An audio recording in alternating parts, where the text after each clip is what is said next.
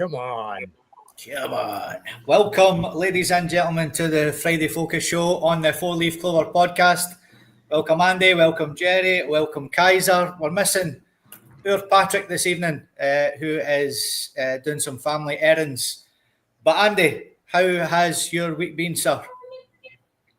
Aye, all right. Not too bad. Can't complain. I've had worse weeks than this. Was on Ireland. I'm actually back out of Ireland and got a sunny Donegal on Monday, so looking forward to that.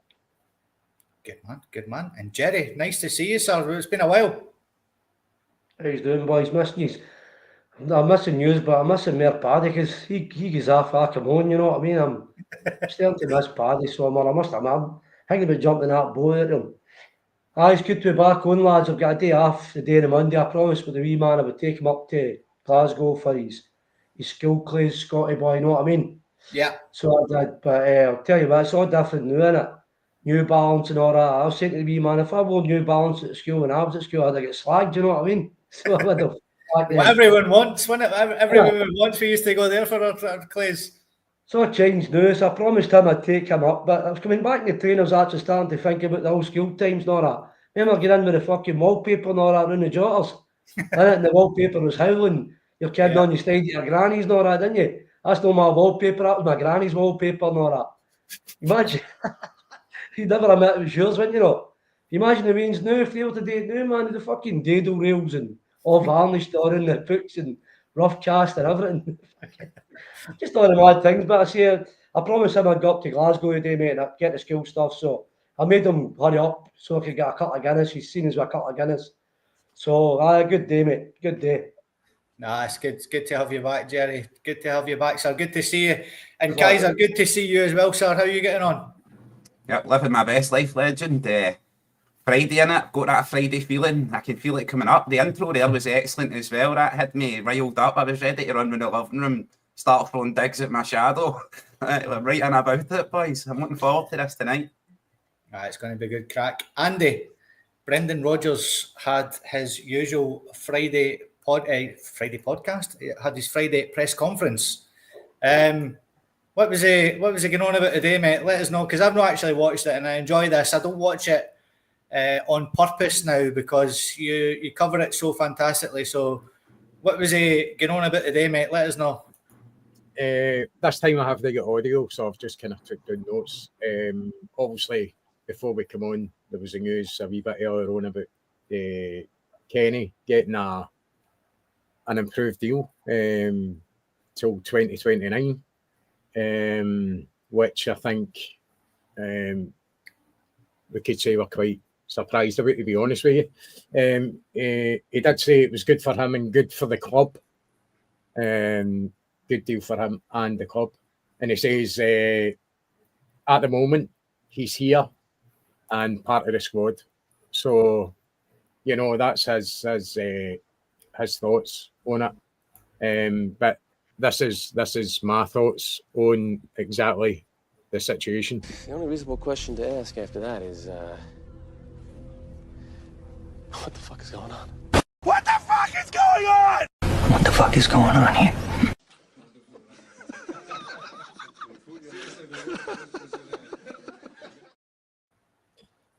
Big Pistol Pete is ripping the pish, I think, you know.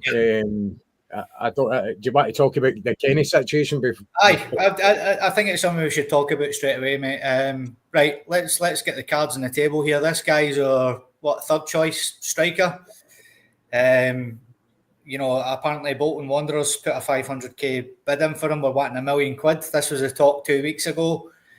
If we sign another striker, which, listen, the Champions League deadline's on the 14th. We need a striker. We've still not got a striker. We've not signed a striker since Kyogo left. This guy's our third, fourth choice striker, basically.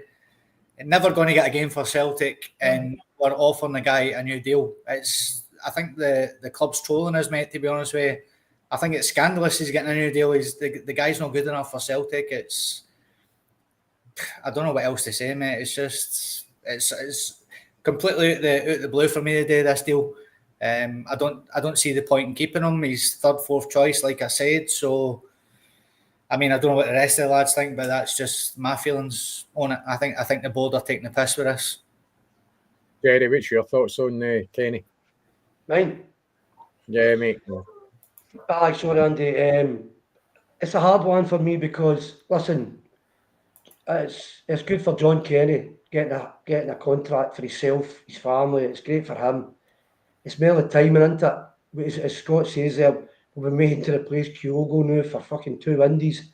We're still in this position. Listen, right at this moment in time, he's never going to be that number 9 or either, for being honest with yourself.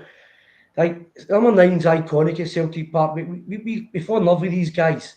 We fall in love with number 9s. We always have. We try and know about the day. And right now, Celtic's just no good as that experienced striker who's going to get his goals out of nothing. It's just when the games are shite, they nip in and get that goal for us. One chance, one goal, I always say.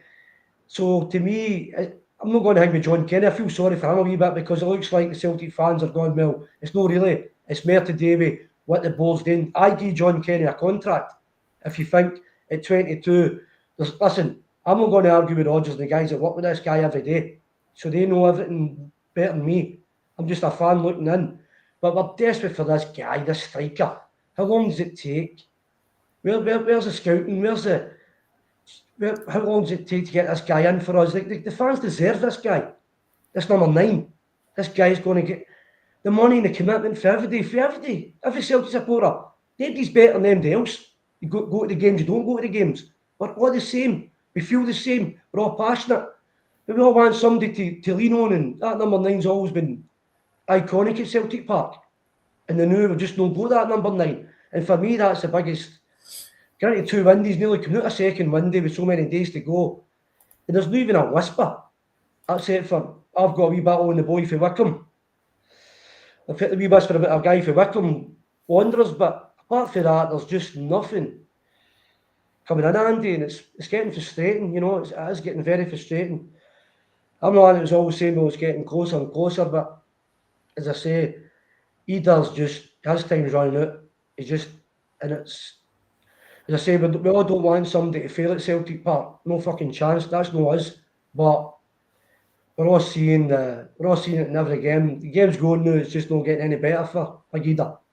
Mm-hmm. I just hope in the next few days this guy comes in who's going to. I don't know whether they're going to pull him out for. As I say, no whispers or no nothing, no rumours. Yeah. So I don't even see. As you say, Andy, there's more tape with Rodgers in the day about the. He doesn't even think there's going to be him done before the Champions League game. We'll get into after John Kenny. Mm-hmm. But it's quite sad, you know, actually. Kaiser, Johnny Kenny had 2 years left in his contract.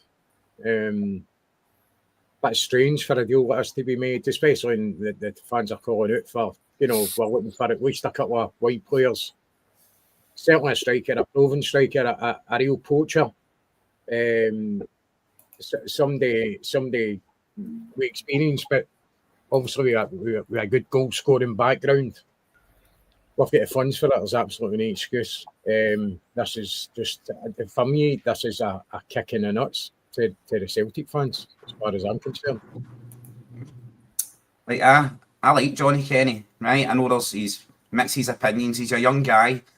Scored good goals for Shamrock Rovers in the Conference League. Proved himself at a European level, not the European level that we want to compete at or we want to play at, but he's proven a goal scorer in there. For me, I think this is more along the lines of sign him up, make sure he's our player locked in. There has been interest sniffing around about him, as you said yourself, mate. 500 grand, we were wanting $1 million. Personally, I think he's worth about 2 million. I would be looking for a recoup on him right here, right now. Locking him into a longer deal makes sense for me. And also, I would be looking to loan him out. I have said before, get him loaned out to Hibs, get him playing week in, week out in the SPFL, and get him playing some Conference League football. I watched Hibs play last night, played very well against Partizan Belgrade. Got a two-goal victory, beating them 2-0. Very good game. So for me, I'm like, it's crossing the T's and dotting the I's in it. We're more in there in the ins and outs of Celtic's inner workings of transfers, right? I've seen a couple of interesting points earlier on saying Celtic will have, when they look at a player, they'll have a minimum valuation and a maximum valuation what they want to pay for the player. I think we need to stop Michael, Nickel and Diamond him, you know, get in there, Peter lowballing. and stop going for the base level that we're bidding for these players and actually get in the middle, in between where the minimum and maximum valuation of them is. So then instead of getting in and bidding 1.5 million, we'll be getting in and bidding 3 million if we see ourselves eventually paying 4.5 or 5 million. For me, Johnny Kenny, right? You can look at these players, right, mate? Personally, I think it's time for us all just to relax, right? Back a manager, back a team, give them the absolute full support. Every last one of them is a Celtic player, and they've got my full support as of yet. See where the chips fall for these transfers in the transfer window. See if the board they take action or don't take action, and then direct our criticism appropriately at the people who deserve it, the people on the board who are refusing to match the manager's ambition. That yet for me remains to be seen if they're refusing to match it. But like we've all said it before these players go out the door, we can have players in ready to rumble. Champions League, I can see it's very standoffish. Brendan's looking at them and going, get me the players, I need them for the Champions League. And the board's looking at him and saying, get qualified for the Champions League, and then we'll give you access to funds and get you the players that you're looking for. I do think that if we manage to negotiate whoever we play in the Champions League qualifier, if we manage to get through that, and that's the game of the season for me right now. If we manage to get through that and get into the Champions League proper, I do see Brendan getting access to 20 plus million in transfers after that stage, once the money's guaranteed and stuff. And I know we already have Frimpong money and Kuhn money to play with and stuff, should be already there, and Brendan should be getting access to it already, in my humble opinion. But it just doesn't seem to what the board want to do. They seem to be a bit risk averse and hiding from their commitment, and that's what we're looking for. Even the outside of the stadium and stuff is looking pretty run down. The stadium, parts of the stadium are pretty run down. There's no action plan. There's nothing coming for them coming out and telling the fans any information. They're quick enough to tell us how much they want for their new strips and when they're being launched. So I've just been saying, right, I've had enough of moaning in the stands. I've had enough of people crying in my ear, calling players shite. That doesn't help them improve. That doesn't help anybody be better.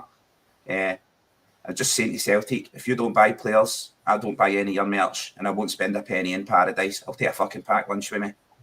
You know what I mean? I'll take a sandwich in a box. And I'll sit. You're not getting me fucking packed lunch. You're getting me fireworks, but you're not getting me a packed lunch. I'm like, mate. Trying to get the wine gums, you can get me fireworks. You can't the stewards pull the reins of the fucking wine gums, know what I mean? Mm-hmm. So I think it's a kind of universal opinion. I totally get where you're coming from, Kaiser.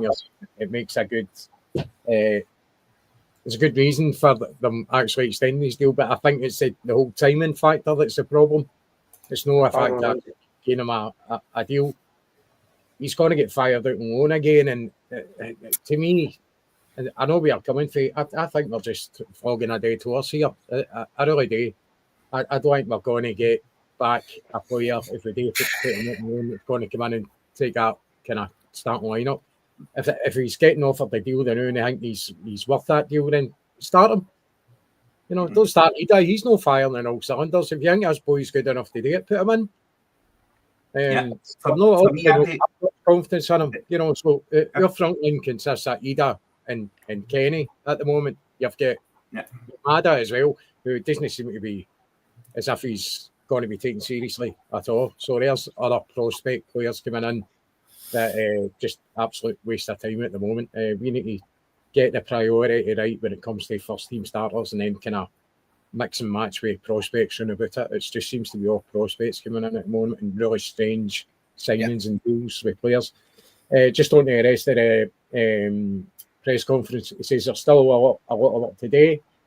No news on incomings. Basically nothing that he's going to spill the beans about anyway. He says he's still going to conclude some deals.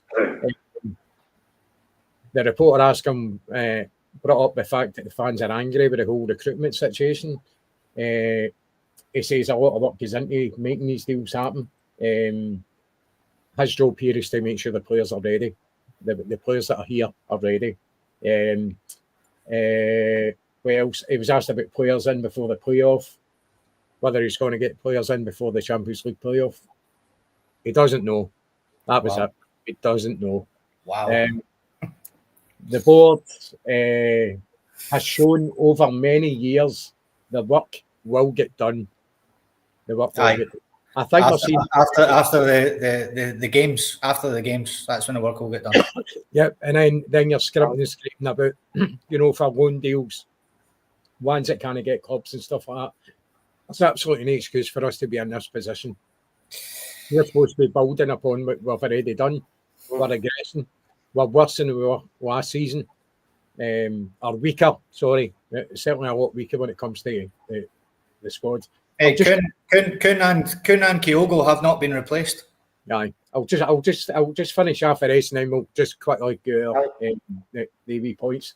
He says he can't afford to get bogged down with all this talk, over transfers and stuff like that. So, on the one hand, he's coming out with kind of messages and press conferences, and then when it comes to a point where the fans have got up to get into an uproar over it, and obviously feel the same way, he's starting to back off now and go, look, I don't really want to get involved in this. It's not to do with me, kind of, which, that's no good to see for Brendan.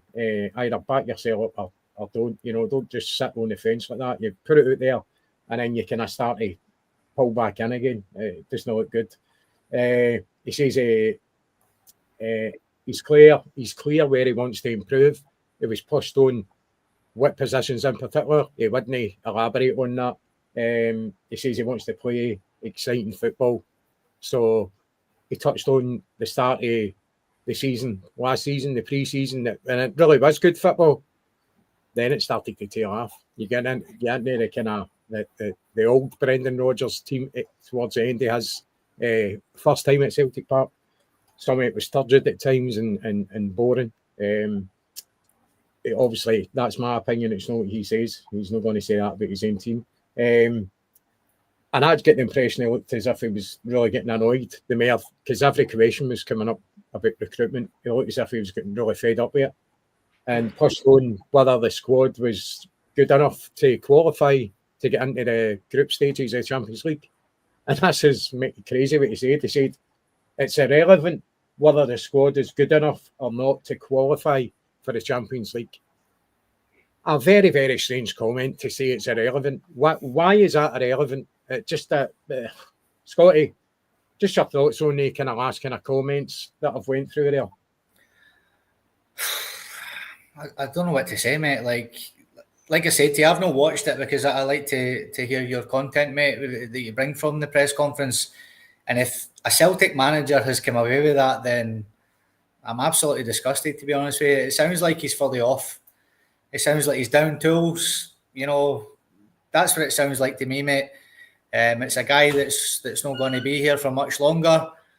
I just don't know what to say anyway, mate. We're 6 days away from the Champions League deadline. We've not got a right winger. We've not got a striker. You've seen how much we toiled at the weekend. It's a joke, mate. It's a joke we're in this situation. Aye, Jerry, your thoughts? It's back to the last few years, Andy. Last year and the year before, the Champions League money's in, so the players are coming in the door like fucking yo-yos. This time we're getting back the way again. The board's put the brakes on it. And as somebody saying there, I think it was James and I saying about as soon as the qualifiers by, we go through, we start buying players again. Why are we not keeping these ties at 70-30 in our favour? Do you know what I mean? We're getting the players in the now. So we're 70-30 favourites getting into these ties. Now we're going back to 50-50. We're going back to Malmo, AEK Athens, Bratislava, Liga Warsaw. Yeah. Warsaw put us out. They put a sub on with fucking minutes to go. Stupid. The Warsaw pumped us and all. We're getting back to making these games difficult for no reason at all. Because the board and Rodgers is no... Listen, see if I put a Celtic strip on tomorrow for Celtic, I couldn't care less who the manager was. I'd go and get 100% for the club, the fans, everything. So they're asking players to do that. But the board's not doing that. The board's not going on with Rodgers, that's fine or whatever. But the board's not getting... Get the players in, help the fans, the club. They're not doing that. They're not getting 100%. But everybody else is to get 100%. The board's not. So that, to me, that's frustrating. Rodgers saying to Celtic, they're not going to get him. We're back to gambling these ties again. fucking gambling. 40 million quid, and we're getting in a 50-50 situation again. And we end up with this mob away in Kazakhstan. I don't even know how they're in Europe. I don't even know how that works out. If you know your geography. I think they've only been going about for about 15 years or something like that. They've only existed. So a very, very young club. But still older than Rangers, right enough. But I don't know.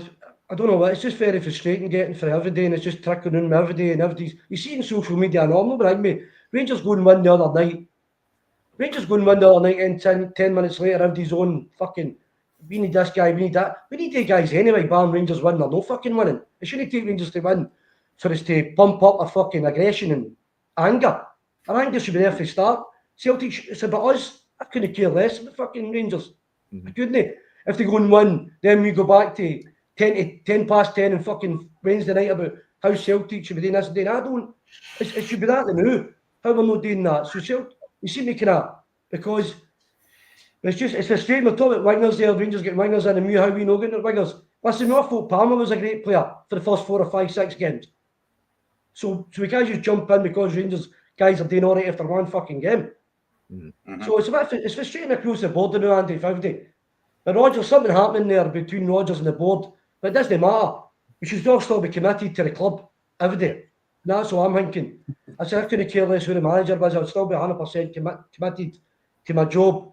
And same with the board, saying, well, I'm not giving Rodgers because we don't like Rodgers, so no give him the money. Fuck Rodgers, it doesn't matter what happens, just get the players that the club needs. The club needs players. Mm-hmm. So hopefully it's supposed to sell out before the deadline, but is it back to, we didn't see any rumours or nothing. It's very frustrating, Andy. Aye, Kaiser, I just mentioned a point before we come on live that Brendan, you know, he's come out with comments or kind of hidden comments and press conferences. We cannot take whatever we want for that. Should he be in a position where he can just basically stand in front of the board and say, look, you've asked me to come back here to do a job. You give me the tools to do the job, and I'll do the job. If you don't give me the tools to do the job, then I'm off. And I'll go and sit in a press conference, and I'll tell people what is going on here. You expect me to do a professional job with amateur tactics, which is really what's happening here. I think he's got to have the balls to actually do, listen, we don't know what goes on behind the scenes, right? Maybe it has been in to see him, and he's not getting any further forward, and that's why he's putting. But don't put wee kind of snippets in and out of press conference. I'd love him just to come out and just spurt it out. Just tell us what's going on. Is Pistol Pete getting involved here? Because Nicholson, you don't hear a thing for him. You know, you don't hear anything for the club, any interaction with the fans at all. What's your thoughts on it? For me, Andy, mate, right, the comments that Brendan gave there, right, it's kind of plausible deniability. Maybe the board's not willing to let Brendan go and spend the money. Brendan's not exactly got a fantastic track record on transfers. He can be a bit hit and miss. He's still equipped with the 26 million that he spent last season in Arne Engels, Austin Trusty and Ida. I think we've more than got enough to get past whoever wins that tie with Slovan Bratislava and Kairat. I watched the two of them play. Perhaps if Mary's had watched that game and watched them play, you would see exactly how woeful both these sides are, right? Absolute woeful. I highly recommend you watch the second leg, right, in Bratislava. Both sides are absolutely trite. I sat and watched the game and it was the longest 90 minutes of my entire life. It was utterly shambolic. For me, I think Brendan's keen a wee plausible deniability. It's like he's not the one making the deals. He's not the one in the boardroom. He's not the one making the discussions. So he can only say yes or no to the targets. And I think what he actually says at the end was, it's irrelevant because I need to work with the players that I've got here now. I need to give them 110% of my attention and make sure, basically, that we're good enough with what we've got to get through this tie. I can understand, in part, where the board are coming from without being so reactive about it, right? Because the board could be sitting there and looking at Brendan and going, here we gave you £26 million to spend last season, and we never sold any of free players, did we? They're still in the door. That's £26 million of our money that you spent, and it's still in the door. Okay, we need a winger. We need In my opinion, we need 2 wingers, a striker, and a backup for left back. But maybe the board's gone, well, we've brought in these club signings, play in a mirror. He's your backup at left back. He's proven himself in pre-season. And if Johnny Kenny was proven in pre-season enough to be coming on before Yamada, right? Because that's why I think Johnny Kenny got the nod instead of Yamada.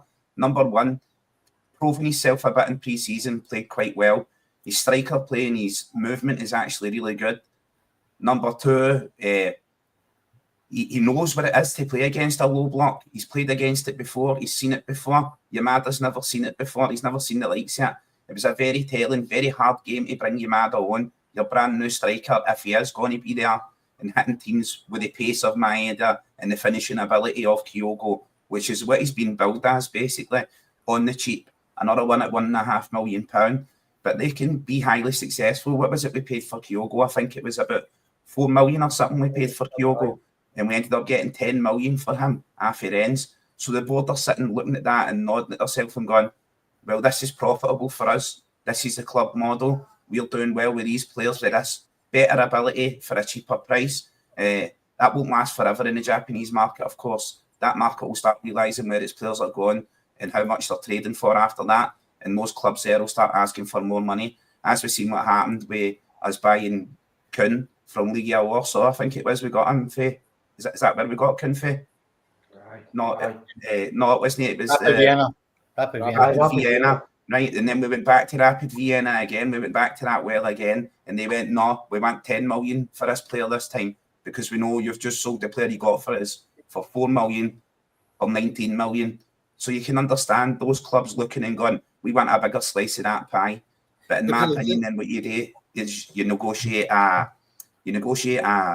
percentage deal for adding on. There's my main man Keith just came in as well. Sorry, lads. What's the crack? Hi, mate. Good to see you, mate. Sorry about coming on late. I thought it was actually 7:30. He's not starting, so I was just throwing the link. I was like, oh shit, he's on live. Did you get to see Brendan Rodgers' press conference, mate? I did, and you know what? It feels like they have a whip around them, to be honest with you. I feel like he's been he's taken back what he said 2 weeks ago, saying he needs players in. He's saying that Paul and the backroom staff are working to get players in. I think, to be honest with you, he's holding off to get this season done and leave. I think he's afraid to speak out any more about it. He's confident that we're going to get players in the last minute, but it'll probably be these loan players as usual and probably spend another 10 million in the window. It's disgraceful. I know a lot of people across social media, it's about 50-50 divide between the fans. Are like, oh, calm down. We're in the chat. We're going to get into the Champions League. We have a strong enough team to win the league. That's people taking it. That's people sleeping at the wheel, to be honest. I think we really need to step up, but we're going backwards.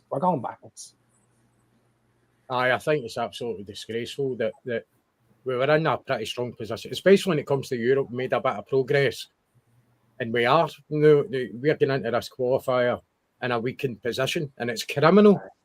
I'm not buying it. Andy, what I'm not buying is people trying to back up last year saying, oh, well, we bought Ingles, we bought Edie, we bought this, we bought Bernardo.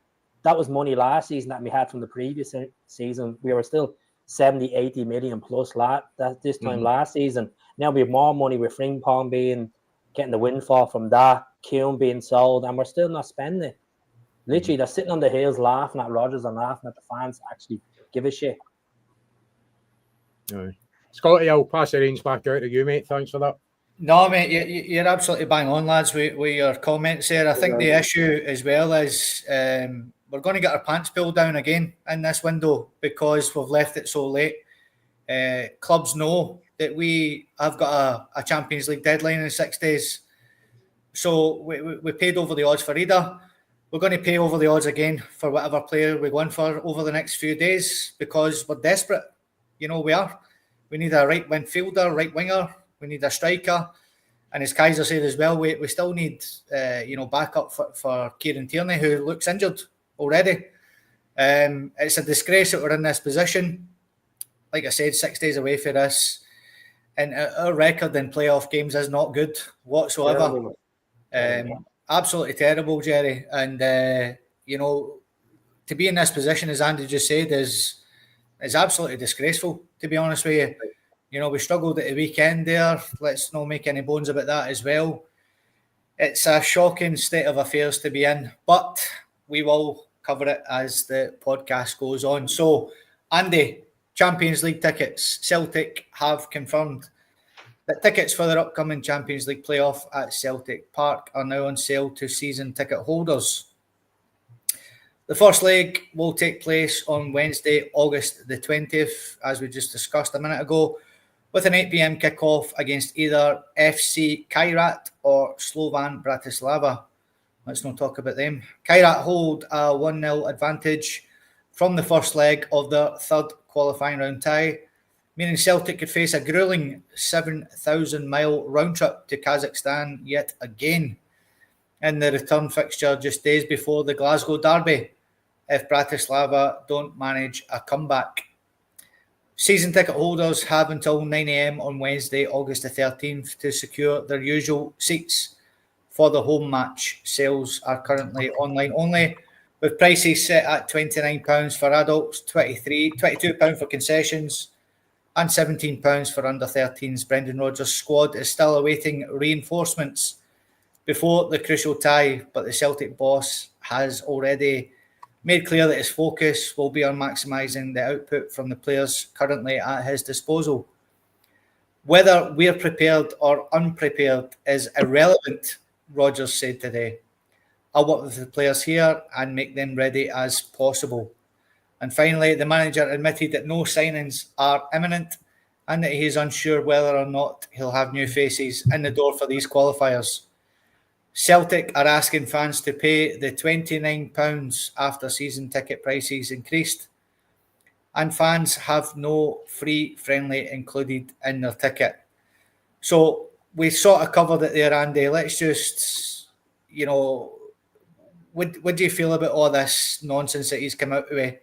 Let's have a quick chat about it, mate. It's irrelevant if the club are ready or no, the players are ready or no. What's the guy going on about?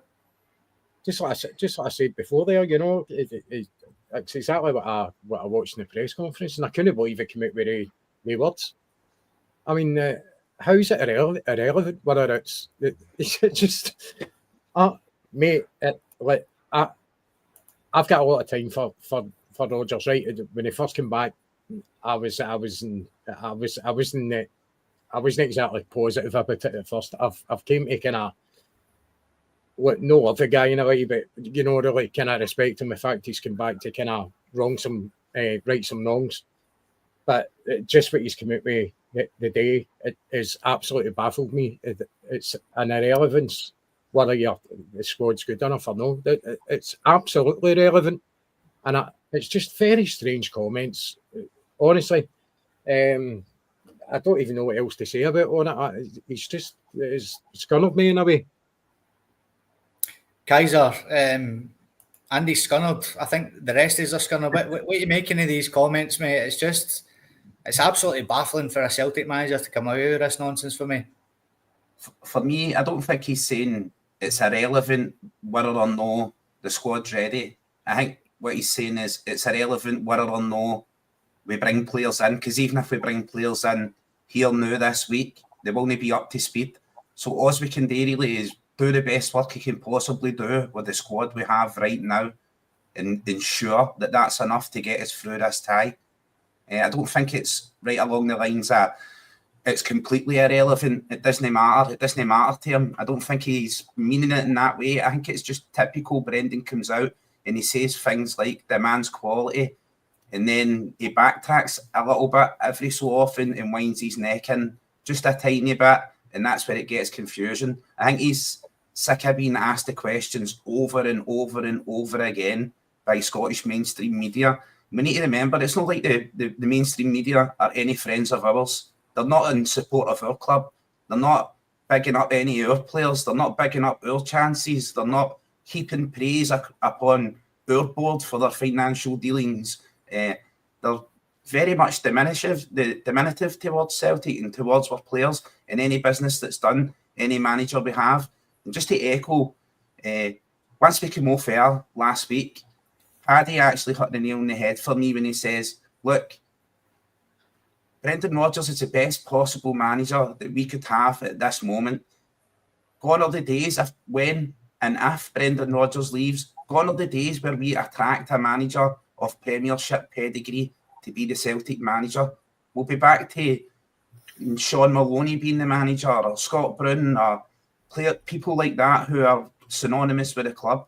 We're just very lucky that Brendan is the Celtic manager and he is a Celtic fan and he did come back.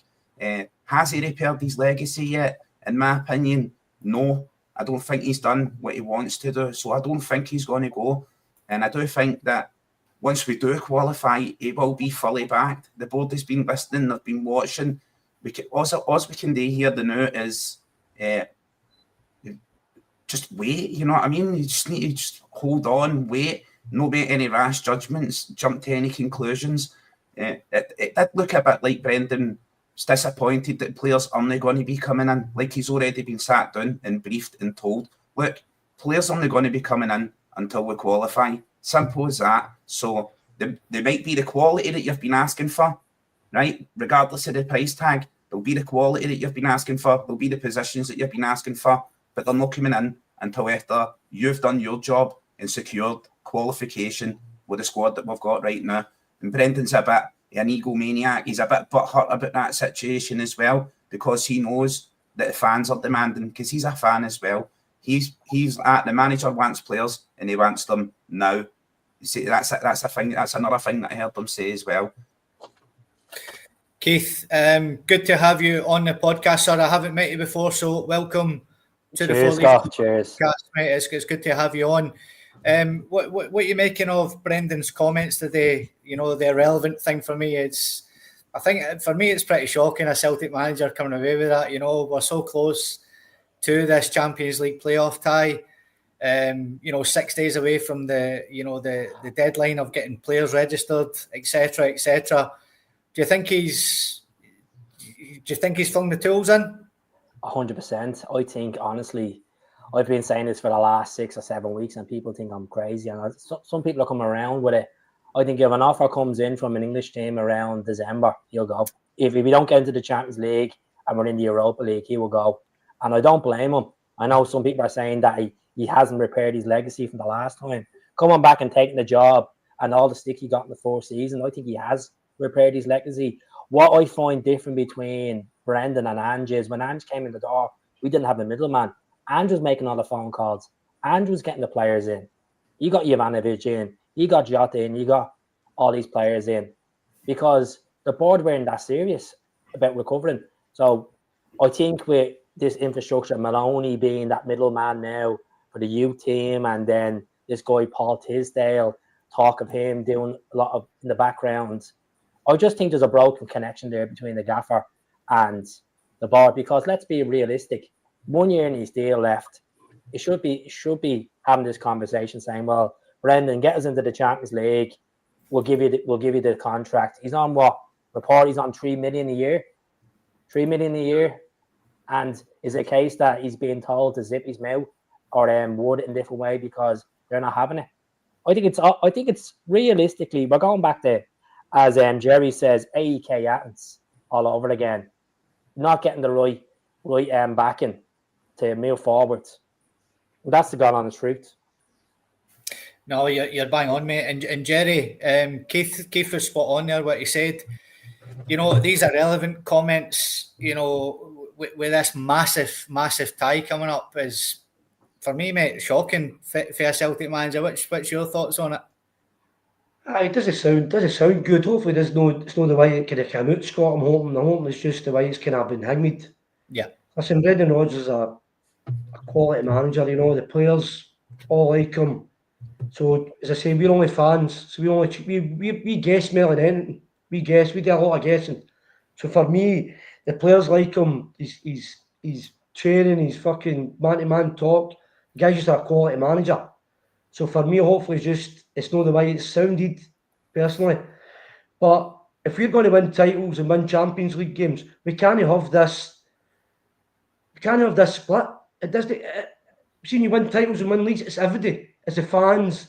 It's the feel-good factor across the club.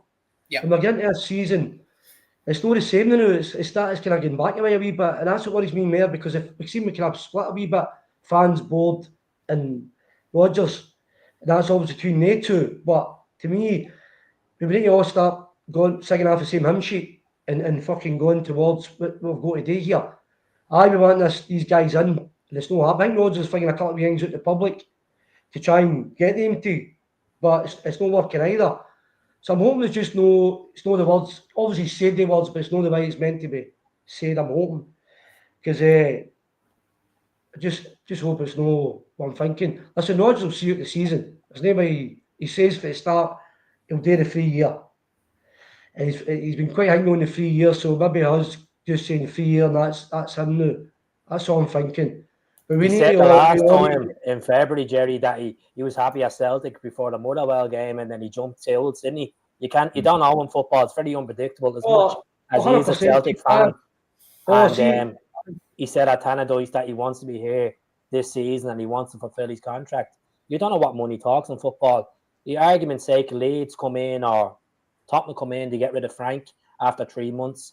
It's hard to say. Like, if I was in that situation where I'm in a job and my boss is offering me all these pros and cons, and I'm hitting targets and I'm not getting them on my payslip, I'd be unhappy.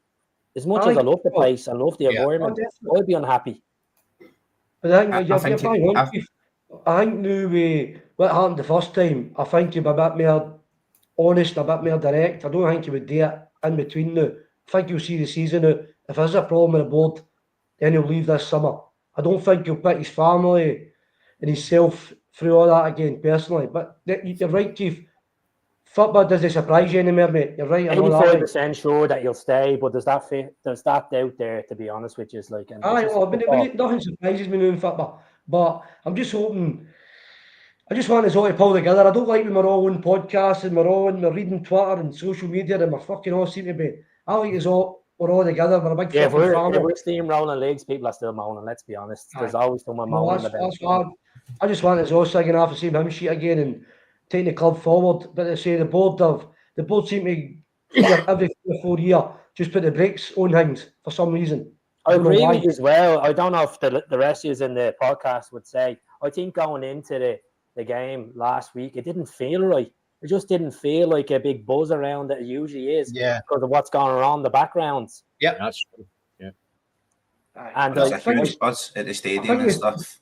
I think the club started well. I think everybody started well, but coming near the end of the year, we seem to kind of tailor off a wee bit, that good feel factor. I'm hoping we all get it again and we get through to the Champions League, because I just feel as if I'm fed up with the club stopping all the time. You know, we think they're gone. But the worry is, like, if we do get into the Champions League and we're saying that we're moving, like, the team is weaker without Kyogo and Keown, and I keep saying it, without O'Reilly as well, we still haven't replaced O'Reilly in that department. We go into the Champions League, we don't want to be getting beaten FIFA scores as much as it's great having the good music and the good fixtures. Personally, I know I might get slated in the comments, but I'd rather a Europa League.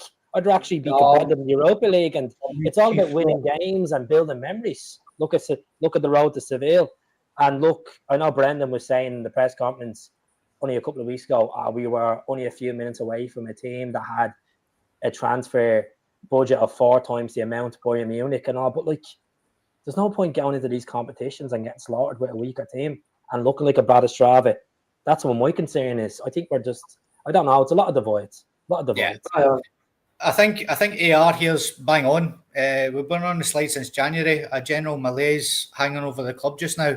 I think since the Champions League, we fell off a cliff. It's just, Kuhn did, all the rest of it. Keeps bang on. We haven't replaced Matt O'Reilly. Engels has came in, he hasn't hit the ground running.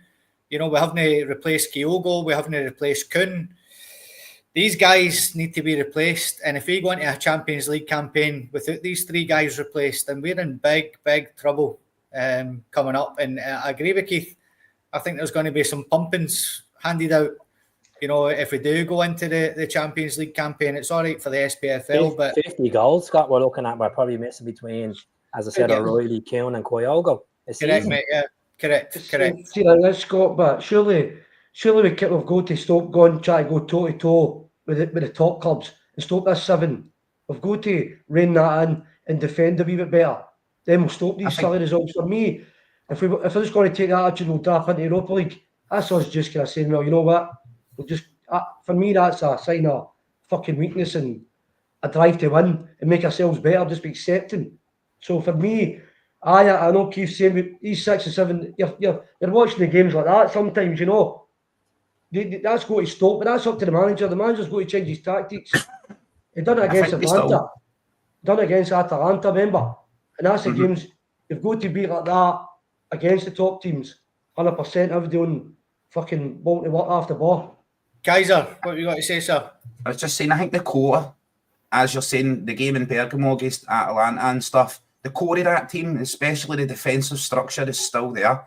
I don't think we're on a hide into nothing. It's just the goal scoring ability that we're looking at. Everybody's looking at and going, where are the goals going to come from? Well, Adam Ida did score goals in the Champions League at Champions League level. He did score goals there.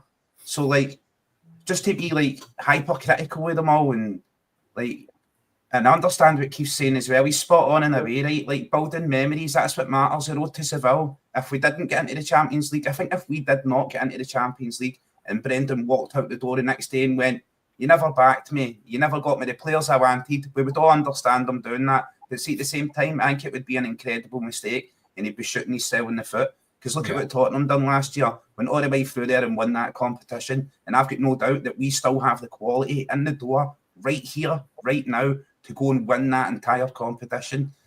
Competing at the very top of the Champions League? No, I don't think so. But winning this league domestically, maybe not a treble, but domestic dominance, winning the league again, I think we've got enough in the door right now still to win the league as well. Boys, do we have enough strong squad to get through the playoffs and the Champions League next season? That's the thing. Yeah, there's going to be even more qualification, but that's what I'm saying, Keith. With the depth of that squad now, do you think we have enough to get into the Champions League? Well, in the Champions League, but actually competing it to the way we done last season? Right, that's what I'm saying. Right, we've got enough right there right now to provide the same defensive stability, right, and rigidity. We're still just as solid in defence. If anything, we're better in defence because Kieran Tierney's there. Last season, Arnie Engels was fantastic in the Champions League, in my opinion, right? And this season, it's a breakout season for him. In my opinion, I think he's going to be even better this year. I think Nygren is a fantastic signing.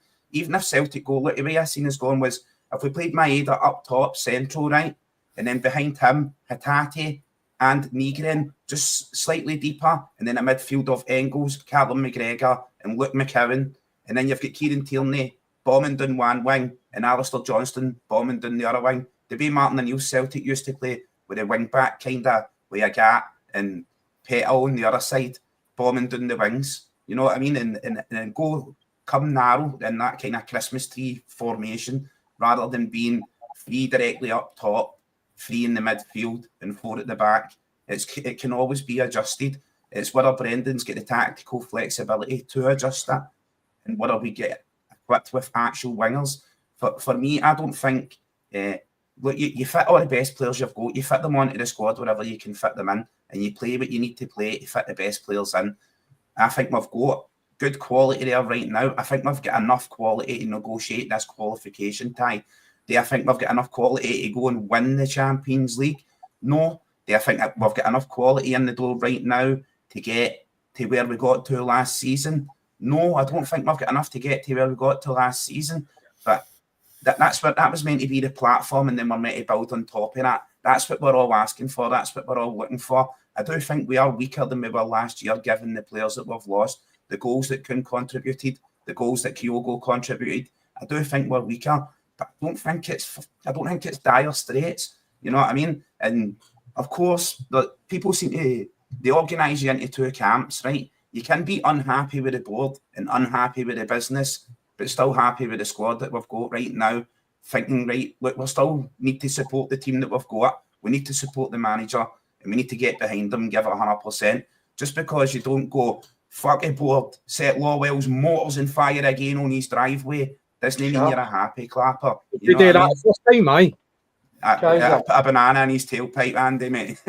All dance to Foley. Been watching too much Beverly Hills Cop, man. That's what you've been doing. I totally get that what Kaiser's saying, right? But obviously we should be enough to get through this qualifying tie. The fact that we are talking about it tells you something's wrong. That we are saying we should be good enough to get through it. We're in a position that we shouldn't be bothered by that Kazakhstan mob or Bratislava, a team we pumped at Celtic Park 5-1 last season and got a draw away from home that we should have won the game as well.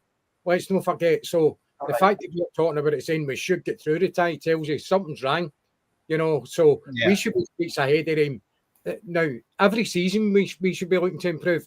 We've got absolutely no obstacles in the way. The only obstacles that we have got to stop us progressing is the board. Right. It's who's in charge of now, because they're certainly not doing their job right. Right, Andy.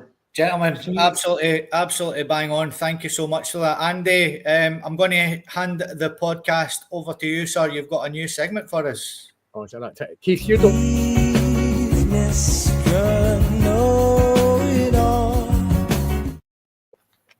Keith, you don't know about this. It's basically, now and again we'll do a wee Celtic quiz, but I've decided to change it up and just have a general knowledge quiz, right? Oh, so, here we go. Here's the rubber bands out now. It's going to be 10 questions each, right? So basically, numbers 1 to 6. I'll go kind of around the table. Scotty, Kaiser, yourself, and then Jerry. So numbers 1 to 6. Pick a number, and that's a set of questions that you will get to answer, okay? So let me just write down your names, you know. Right, Scotty, let's that's another thing. I'm going to let you use, it's like a lifeline. It's like phone a friend only. It isn't phone a friend. It's ask another panel member if you're not sure of the question. There's not so much a timer on it, but let's not take all night. We'll try and get through it as quick as we can. But you can ask another panel member if you're not sure. Whoever you think's the most intelligent. Unfortunately, I can't take part because I know the answers. Come back, Kaiser. Come back. I want to ask. I was just looking for the I'm going to phone Paddy. Andy, it's not a programme the Saturday night. The wheel. Somebody picks somebody. Somebody picks you all night the Saturday night. Clock is ticking. I was looking for the clock is ticking button there, bro. I was like, Clock is ticking. Sorry, I did not shoot. Right, let's get started. So, Scotty, numbers 1 to 6. What questions are you wanting? It's got to be number 1. Number 1. Are you sure you want these ones? These might be the hardest ones. Number 1, mate, for me, please. Yeah, let's get the question. Let's get number 1. Okay. Right, here we go, Scotty. What is the capital of Canada? It is Ottawa. Ottawa. That is correct. Which planet is known as the red planet? That would be Mars. Correct. Who wrote the play Romeo and Juliet? Oh, I'll pass on that one. You know what? Ask a panel member, no? Ask the audience. I can ask somebody, can't I? I'll ask Keith. Okay, Keith. Keith. I think it's Shakespeare. I'm convinced it's Shakespeare. Right. That is correct. Well done. Well done, sir. Scotty, what is a chemical symbol for gold? Oh, I'm shite at all this stuff, man. No clue, mate. Just think about it. Just think about it. G. No, it's AU. Like AU vodka. Now you get AU vodka. It's on gold bottles. No clue, mate. About all that stuff. It's AU. So you get that one wrong. Which country invented pizza? It's got to be Italy, no? Has it got to be? Are you sure? Is that your final answer? I'll go for it. Correct. In which year did the Titanic sink? Oh. 1916. No. It was 1912, mate. Oh! Bonus point. What's the tallest mountain in the world? Mount Etna. Incorrect. It's Everest. Oh, so it is, fuck's sake. How many sides does a hexagon have? 6. Correct. Who developed the theory of relativity? Oh, Einstein. Correct. And final question. What is the hardest natural substance on Earth? It's not me. Hey, a clue, you're one of them, Scotty. It's not Bobo Balde, is it? I'll go for iron. Incorrect. It's diamond. Ooh. Okay. 40. Happy with that. I'm happy with that. 1, 2, 3. You get I 3 don't know incorrect. this. 7 out of 10, mate. Well done. And you used your lifeline as well, so good. Well done to Keith for getting that one right for you. Happy with that. Apart from Everest, I'm not happy with that one. I was surprised you didn't say Ben Nevis for the laugh. So that was number 1 you were. Okay. The amount of money, Sally, I've got in the bank. Guys, which set of questions do you want? Number 1 is away, so you've got 2, 3, 4, 5, 6. I'll have number 3, mate. Number 3. Okay, here we go. Is it here, right, eh? Which singer is known as the Queen of Pop? Madonna. Correct. Which mammal has the most powerful bite in the animal kingdom? A hyena. Incorrect, mate. It's a crocodile. How long does it take the Earth to orbit the Sun? 365 days or a year. Correct. What planet is famous for its rings? Saturn. Correct. Which home...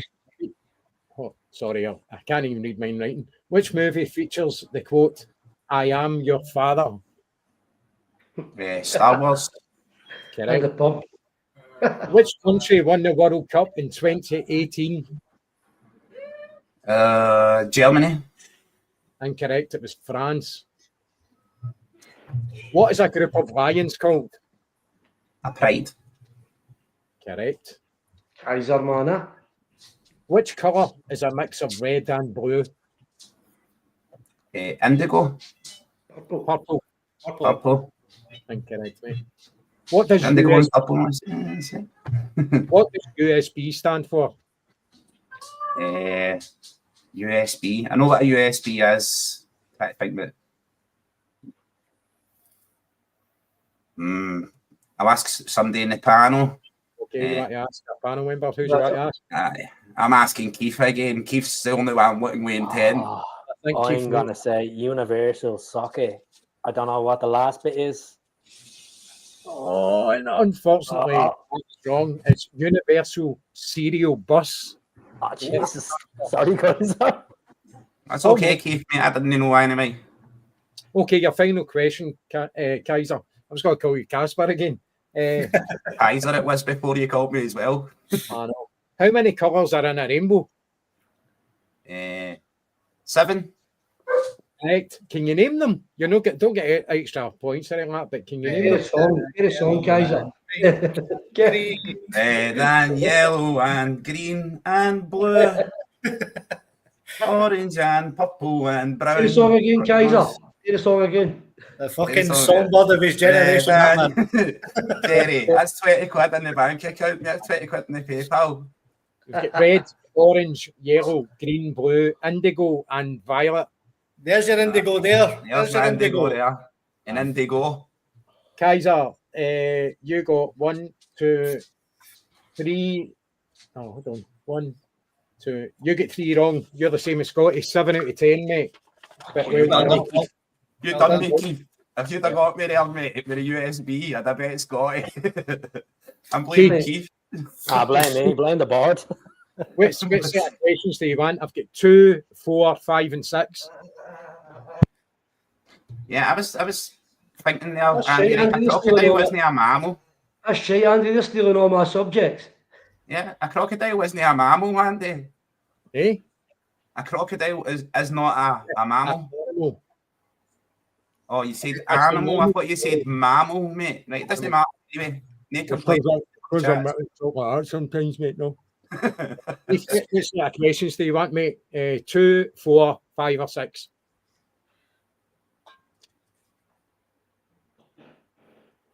Is it real? He's disconnected. He's been. That's me, is it? I'm going to go 4. Questions 4. Okay. Okay, here we go. You ready? Right, go on ahead. Which ocean is the largest in the world? The Pacific. Correct. What is the currency of Japan? I Yen. know that. Correct. Which element has the atomic number 1? I'm gonna ask Kaiser this to help me out. Kaiser, which element has the atomic number 1? Do you know what? Actually, I'm gonna say uranium. Okay, that is incorrect. It's hydrogen. Oh. The It's atomic like bomb. hydrogen and oxygen. I was trying to think of the periodic table there. See, like the numbers on the periodic table. Sorry. Yeah. Look, it's a hard one, wasn't it? Keith, question number 4. Who painted the Mona Lisa? Leonardo da Vinci. My daughter says Leonardo DiCaprio, but you're correct. I thought you were going to mention the people threw orange paint on it there. Greta Thunberg. Keith, which country is known as the land of the rising sun? China. Incorrect, mate. It's Japan. Oh, Jesus. So close. Smallest planet in the solar system is what? Pluto. The planet's not. Incorrect. It's Mercury. Oh, I thought it was Pluto as well. Which famous ship? Well, you know, Pluto wasn't. It was recognised as a planet, and then it wasn't. Yeah. Yeah. You could. You could I kind said Uranus. Let's note that's huge. You can fit 56 planet Earths in there, Andy. 57 if you relax. Which famous ship was found at the bottom of the Atlantic in 1985? Dignity. Ricky Ross. I would have said the Tesco boat, but you know that was You don't Yeah. know. No. Say that. He's already mentioned it, Keith. I'm gonna just guess a name. I'm gonna say the HMS and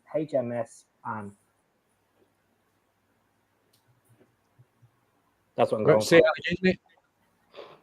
HMS and No, it was the Titanic. That's what I was saying. Titanic was discovered. And you know the scary thing is, I was actually looking up Titanic stuff earlier on. There was 2 ships. There was a ship that was 19 miles away from the Titanic, and it didn't even bother going looking for it. Yes, Californian. That was the name of it. Aye, you just never know when these questions are going to pop up. Which language has the most native speakers in the world? Which language? I'm gonna say Arabic. It's incorrect. It's Mandarin Chinese. Oh, I thought Spanish. Most populated That's what I thought. nation on Earth. Which organ is responsible for filtering blood? Fucking hell, Keith, you're getting some questions here, sir. Frank, fuck you, get him, Keith.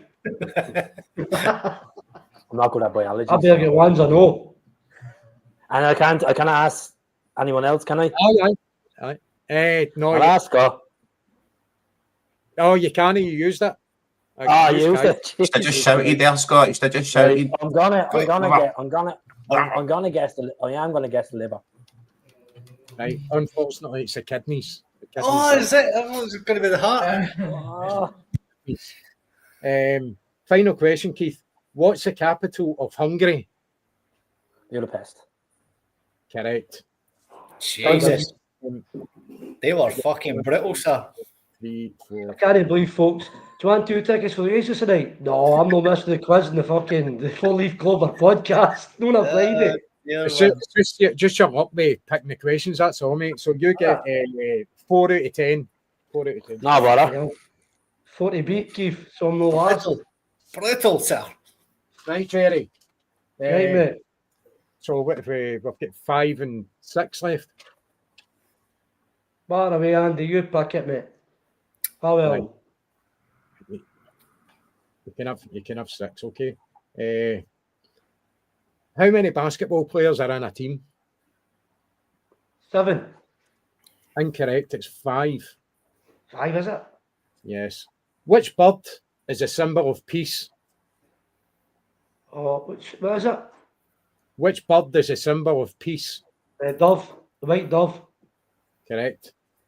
What's the name of Sherlock Holmes' assistant? Oh, fuck. I watched that film too. No, I didn't just got to get it. They're looking. It's elementary, my dear. I think the film. Stop fucking helping him. Sorry, Watson. John. I watched the film.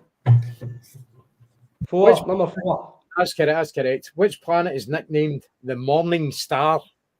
Morning Star. Fucking hell, man, that's a tough one. Fucking hell. Jupiter. Fucking all that. Venus. Moon. Venus. Oh, Venus, mate. Question number 5.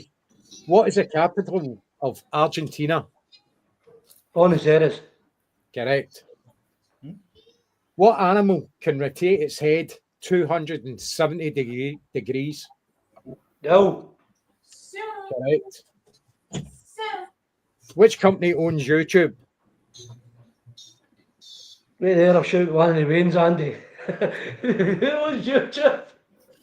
I've not got a clue, mate. It's Google. What's the name of the wizard in Lord of the Rings? Never watched them, mate. Never. Gandalf. Never watched them. I meant to sit down and watch them one day. That's terrible, isn't it? I knew Kaiser was into stuff like that. You shall not pass. Which side of a ship is port side? Jerry, you've got fucking a life. You've got to ask a friend here, remember? Stop, in. Sorry. Sorry, Andy, what's the question? Which side of a ship is port side? I'll ask Scott. No, don't ask me. I don't fucking know. I'm not asking Kaiser. Left. Keith. Left. My good man, Keith. I'm gonna say left. Left. Correct. That is correct. Left side. Well Can I go done, to the right? Which sea animal has no brain and no heart? Tortoise. Jellyfish. Jellyfish. Wow. Plenty of them doing the drossing to the jellyfish. Fucking that beastie. Right, okay, so you get one. You stung me one, you need to peel on somebody, didn't you? You get He's 5 peeing them wrong. anyway, don't you? Well, it's too many friends. You get Oh, 5 you stung again. 5 wrong, so you get 5 out of 10. So Kaiser and Scotty tied on that 7 out of 10. Do you want to go for a wee tiebreaker? Aye, let's go. Go on then. Told you geography, Andy. Geography, football was my. I'm alright at geography, but everything else. Film. Okay. I'm not actually watching the Lord of the Rings now. It's terrible. What is tofu made from, Scotty? Fuck's You know sake. that? What is tofu made from? Yes. No clue, mate. Soya beans. Well done, Kaiser. It is soya No beans. way, Kaiser. Kaiser, you'll be fucked if we do a live. Should we do a live one at a show? You remember? You keep winning all the time behind the scenes, and you need to go to a live show, mate. Mate, I'm good at see the general knowledge. I'm good at it. It's made any Celtic questions I followed on. Well done, guys. That was a good wee bit of fun. Aye. Well done. Have a bit of laugh, yeah. Andy, really enjoyed that, mate. Thank you so much. brilliant, Ladies Andy. and gentlemen, that was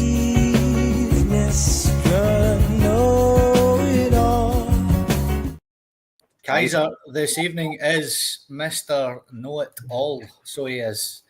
Okay, so let's move on to the last thing that we need to speak about. So Saturday, there is some fixtures going on. Livingston take on Falkirk, St Mirren take on Motherwell, and the Rangers take on Dundee. Hopefully they'll be celebrating another draw after that game. On Sunday, Aberdeen take on the champions Celtic. Dundee United take on Heart of Midlothian. And Hibernian take on Kilmarnock. So Andy, Aberdeen Celtic, mate, on Sunday. What you thinking the team's going to be? What you thinking the results going to be? What sort of performance are you expecting for the boys on Sunday? obviously I'm expecting a win. I don't think we're going to hammer them. I think we'll go for 2-1 to Celtic. Lineup, I'll go with Casper in goals. Yep. AJ, CCV. Is this Pusey guy available to play? Does anybody know? Yes. I'll go with Brendan him. says he's not up to speed yet, Andy. Okay, so I won't go with him. I'm glad you told me there. I'll go with Trusty and KT. I will go with Nigrin, Kalmack, and Tatati, Maida, Ida, and Forrest. Okay. And you're thinking 2-1 as well, mate? Aye. I think we've actually got a pretty good record at Tawdry, especially for the last 5 years, certainly. But I think it might be a bit tight. So that's why I've went for 2. I think it's going to be a goal fest. I think it's always majority of times it's a difficult game. We usually come out on top, but I think it'll be quite tight. 2-1, I'll go. An interesting thing that Andy's done there, Kaiser, is something that Keith actually mentioned, is that Matt O'Reilly has not been replaced. And we know that Paddy's a massive lover of Engels, but Andy's dropped him. You know, is this guy going to get back in the team? What's your starting 11, mate, for Sunday, and what is your prediction for the scoreline? Well, I think we're going to beat them 3-0, and I'm going to go with Casper, CCV, AJ, Trusty, KT, because I think he just had cramp at the end of the last game. I don't think it was an injury or anything like that he's carrying. I'm going to do a midfield, Callum McGregor, Arnott Engels, and Luke McCown. And Hatate instead of McCown, mate. Real Hatate. So Hatate, Engels, and Kalmack. And I'm going to play Nigrin on the right wing with Ida through the middle and Maeda on the left. Okay, mate.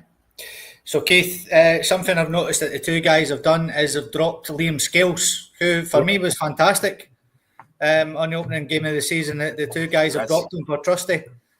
Are you dropping Liam Scales as well, mate? What's your team and what's your prediction for? Before, like, obviously they got beaten the other night at Tynecastle in the opening game against Hearts. So they're going to be trying to bounce back, especially at home. And then they have that Scottish Cup over us as well. So it's going to be a difficult game. Regards to Liam Scales, I'll go with Schmeichel in goal first, Johnston, KT, Scales, and CCV. I know Trusty played well over pre-season and stuff like that, but I think Scales against a team that he was on loan for, why not? Yeah. I think we want to make a point because he knows that this guy JSP is at the coming in, so he'll want to be around the fringes of the team, and especially if Welch goes as well, he'll want to kind of be around there, even though he's ahead of Welch. Yeah, so I'd start Scales. I know 50-50 divide between Celtic fans and Scales, but you know what, I'd rather him than Trusty at the moment. Trusty hasn't been bad over pre-season, but last season didn't do enough for him. His best performance was actually with Scales over in Italy against Atalanta. No, you're bang on, mate. Midfield boys, I know he's been talking about Nigrin and Ingles there. I would go with Cal, Hatate, and Bernardo. That's what I go. I think there's a lot of talks of why is Bernardo not being featuring. I think with Bernardo, when he came in pre-season from after being on international duty with Portugal, he looked quite sharp when he was on the ball, especially against that team from Saudi Arabia. Thought he was outstanding in the midfield. I'd go with Nigrin on the right wing. He originally is a winger, even though he's left-footed. I play him on the right wing, and then I would play Maeda on the left, and then just because he'd be on a buzz after signing the new deal, I'll go with Kenny, and that's where he opened his Celtic account as well, up in Batodry. So I'll start with Kenny, and then I'll go with Yamada. I'd like to see us go with two strikers, but I don't think it's going to happen. I really don't think it's going to happen. No, it's not going to. No. Hey, by the way, Jerry, some players at the left field there from Keith. What are you thinking? The first two guys drop Scales. Keith's getting Scales in the team. What are you thinking, mate? I thought he was impressive last week, mate. At the weekend, I thought he was good. What's your thoughts, Trusty or Scales? I'm going I'm going to go with Casper, AJ, Tierney, CCV, and I'm going to stick with Skills. Because the only reason I'm sticking with Skills is because he did have a good game. Yeah. First, he was looking good in pre-season, but if you're going to start with Skills, see this, I know Kaiser's saying a good defence, blah, blah, blah. You're right, Kaiser, but we need to stop chopping and changing when a game here and a game there. You're either go to play till you're injured or you've maybe 2 bad games, then we can maybe change the centre half. And for me, we chop and change too quick at the back. I like to see my defence stay the same. So I'm going to go with Skills this time. It's up to him to keep his fucking position in there. I'm going to go with the Swedish boy, Negri, Kalmak, and Atati. Keith is absolutely spot on. I shout about it myself. I would love to see him go for the midfield, Keith, and go with Meader and either up front. But he's just not going to try it or dare, mate. And this is the things that kind of frustrate you. When you're struggling to put wee Forrest on because Yang's that bad, you're right, maybe it is a chance to go, well, let's go with 2 strikers and get Engels in there as well. Mm-hmm. But he's not going to, so for me, Forrest is going to get an odd, and I'm hoping Forrest can.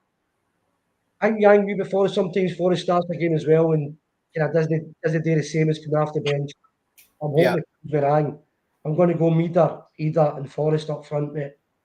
And what was your prediction for the scoreline, Jerry? Sorry, I missed that. We've done well at Pittodrie the last few while, 5-0 and 1-0. So I'm going to go 3-1 Celtic. So okay, much for that. Yeah, I totally agree with you, mate. I think Forrest should start. I think we've seen when he came on the difference that he made that Yang wasn't doing. So yeah, mate, I'm totally with it in the Forrest camp there as well. I think when him and McCowan came on, they totally changed the game. Kaiser, I think, mentioned McCowan to start with and then changed his mind. And very interesting as well that Keith said Bernardo. So, great comments, lads. Let's see what happens. I didn't give you my score prediction. I'm going to go 2-1, by the way, for Celtic. Did you go 2-1? Did you not get a prediction? All right, pal, no worries at all. Ladies and gentlemen, that's us. Thank you so much, Andy. Thank you so much, Kaiser. Keith, thank you so much, sir, for joining us this evening. It's great to meet you, sir, and thank you so much for your input. No problem at all. Jerry, as well, thank you so much. We've not seen you for a wee while, mate. It's been good to have you back on the podcast. Yep. Ladies and gentlemen, we'll be back with you on Sunday after the game. Myself and Andy will be here for sure. Hopefully, Kaiser as well, maybe. And we'll see you on Sunday, ladies and gentlemen. So thank you so much. Thank you so much for all your comments as well. We'll see you on Sunday. Come on to Celtic. Hail. Into these sheep shagging bastards. With a 4-leaf clover on my breast, and the green and white upon my chest. It's such a joy for us to